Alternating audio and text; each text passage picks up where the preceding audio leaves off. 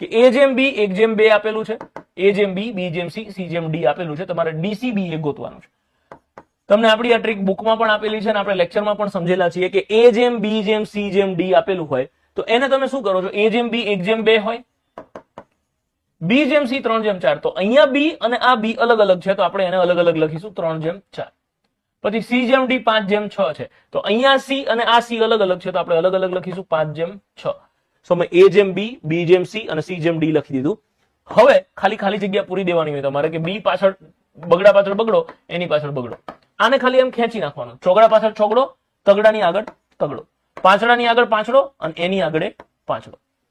આવી રીતે આપણે રેશિયોને ખેંચી અને લખી નાખ્યો. હવે ઊભા ગુણાકાર કરવાના. 3 એકા 3 પંચા 15, 2 તરી 6 પંચા 30, 2 ચોકુ 8 પંચું 40 અને 2 ચોકુ 8 છક 48. હજી તમે જો આમાં કઈ છેદ ઉડતો હોય તો ઉડાડવો પડે. તો 15 30 40 48 આ તમારો જવાબ થયો.